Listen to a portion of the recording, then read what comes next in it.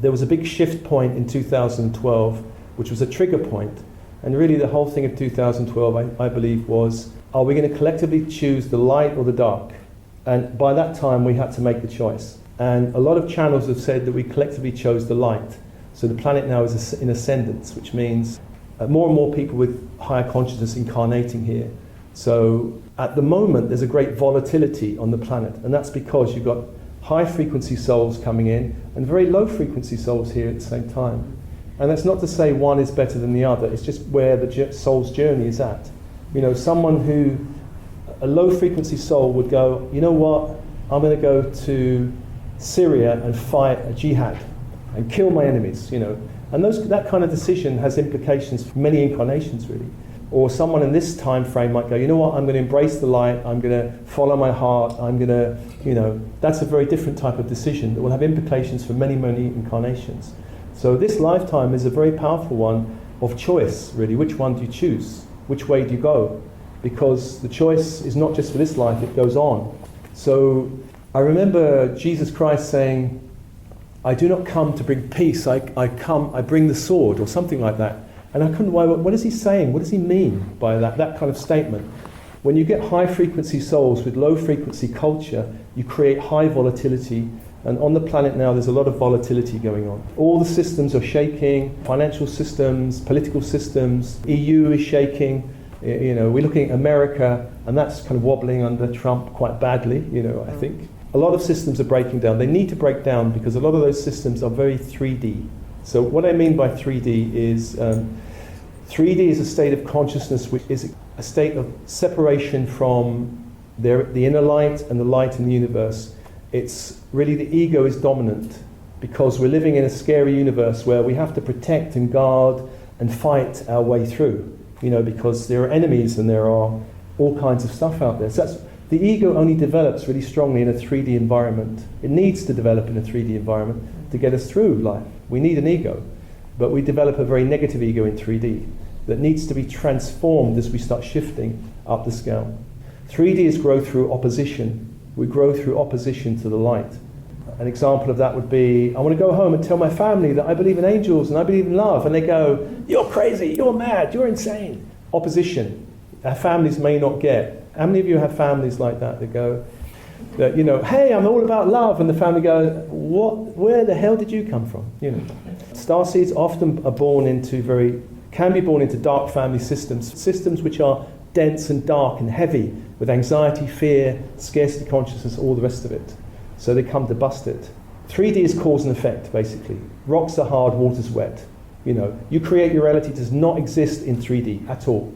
If you try and create your parking space in a 3D world, forget it, you know, it won't happen.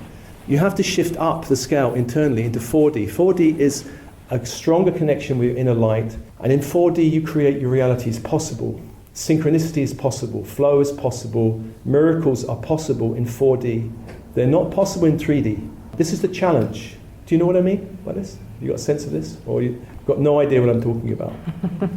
If you're surrounded by people who are cynical, angry, resentful, and you're kind of immersed in that, you know, you'll be going like, I can't create my miracles, I can't create my parking space with all you're getting in the way of my miracle consciousness here, you know, there's all that going on.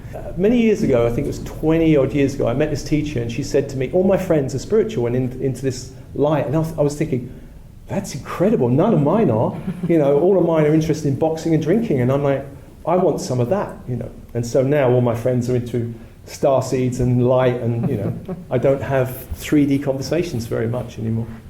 So 4D is learning to create your reality. Focus, intention. Another way of putting it is flow. There's flow, things are flowing, and there's not flow.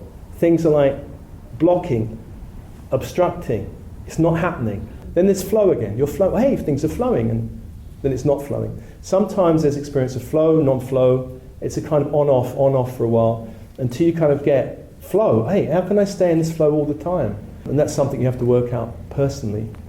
We can give you some tips on that.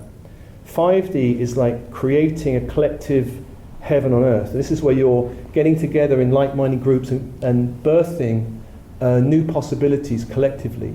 5D on the planet is about 70 years away, probably. as a collective possibility. Individually, we can tap into it and have a 5D reality personally, but collectively, that's a bit far away. I mean, just look on the planet, you know.